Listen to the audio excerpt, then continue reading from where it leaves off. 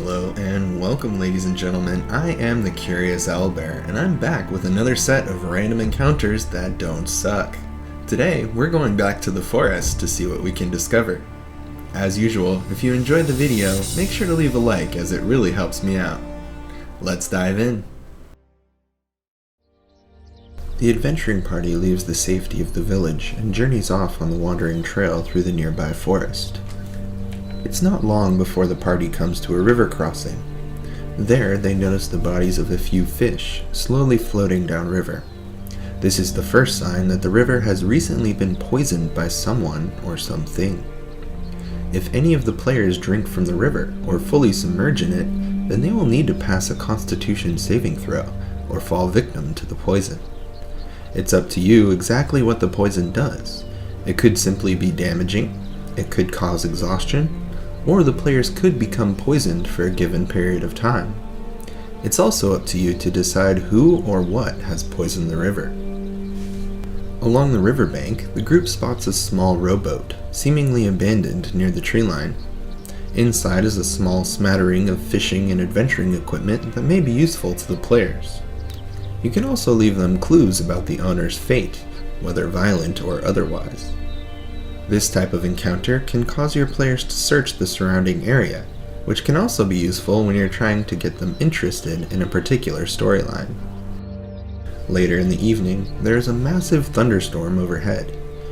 The tree line covers the players from the majority of the rain, but as they rest, a nearby tree is struck by lightning. The base of the tree cracks and bends under the weight of its boughs, and it topples over. Unsuspecting players, or those who don't move quickly enough, will sustain heavy bludgeoning damage as they are caught under the trunk.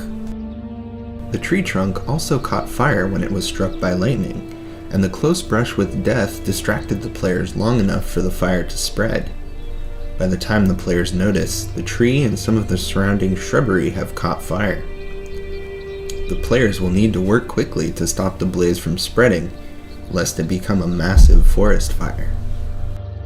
Embers from the forest fire spread far on the light wind, and another area of the forest was burned, unbeknownst to the players. Unfortunately for them, the fire has displaced a hill giant who is normally quite peaceful. The giant rampages through the forest, leaving a path of destruction in its wake. This has further uprooted the lives of many of the forest's creatures, and the group begins to have odd interactions with birds, deer, and wolves that flee from the giant. The players will once again need to act quickly to calm the giant and find him a new place in the forest. The next day, the players continue their journey through the forest.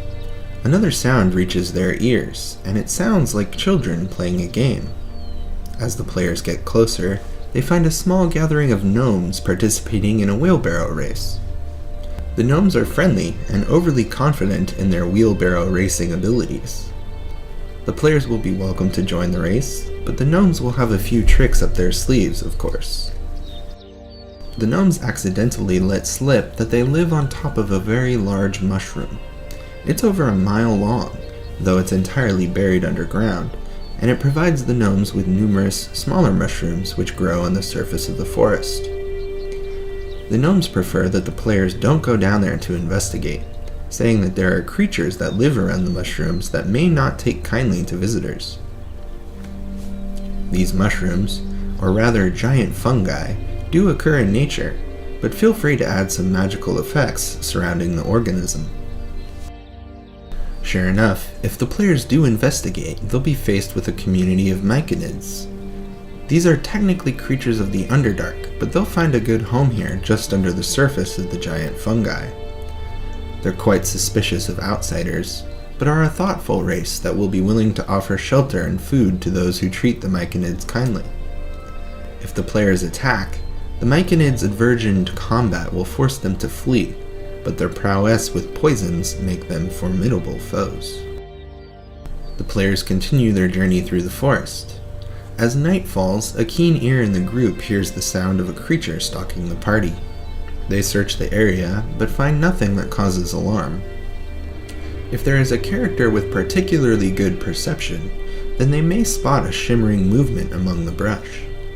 Once the characters have made camp and relaxed for the evening, they are attacked by a pair of mated displacer beasts. These creatures attack with stealth and claw, plus they have the displacement ability, which makes it seem like the beast is standing next to where it actually is.